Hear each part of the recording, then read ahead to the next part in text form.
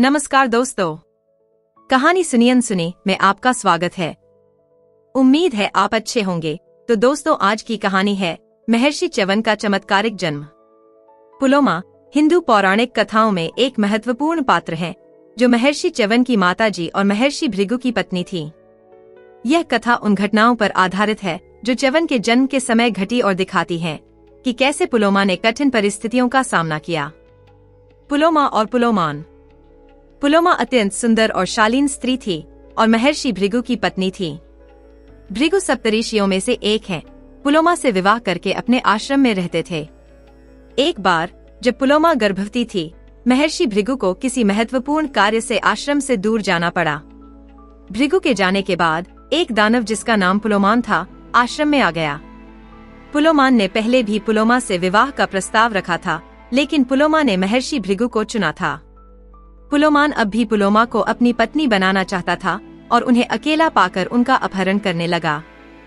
अग्निदेव से सहायता का आग्रह। जब पुलोमान आश्रम में आया, उसने पुलोमा को देखा और उन्हें अपने साथ ले जाने की कोशिश की। पुलोमा घबरा गई और अग्निदेव से सहायता की प्रार्थना की। अग्निदेव ने पुलोमान को सत्य बताया कि पुलोमा अब महर्षि भृगु की धर्मपत्नी है और उनका विवाह पूर्ण रूप से वैध है।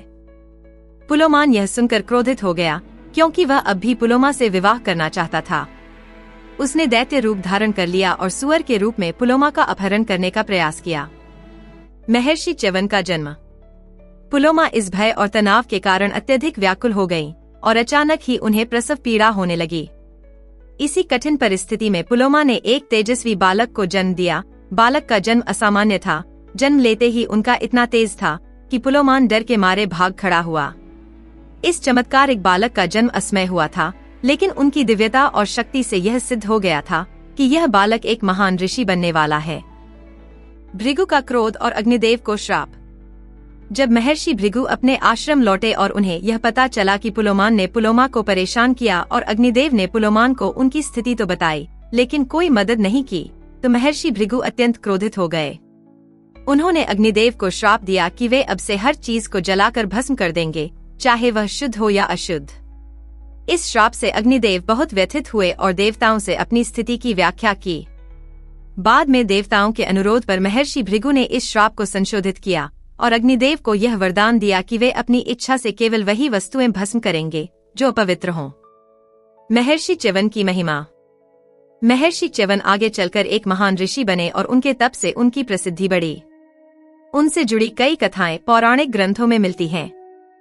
एक प्रमुख कथा यह भी है कि उनके वृद्ध होने पर देवताओं ने उन्हें युवा और बलशाली बनाने के लिए च्यवनप्राश नामक औषधि तैयार करके दी थी, जो आज भी आयुर्वेदिक चिकित्सा में एक महत्वपूर्ण औषधि मानी जाती है। महर्षि च्यवन का एक और विस्तृत वीडियो बनाने वाली हूँ। इस प्रकार पुलोमा और च्यवन की यह कथा साहस, शक्ति और महान ऋषियों की दिव्यता को दर्शाती है, जो न केवल अपने समय के लिए बल्कि आने वाले युगों के लिए भी प्रेरणा बने। अगर आपको यह कहानी अच्छी लगी हो तो लाइक करें। आने वाली कहानियों के लिए चैनल को सब्सक्राइब जरूर करें। धन्यवाद।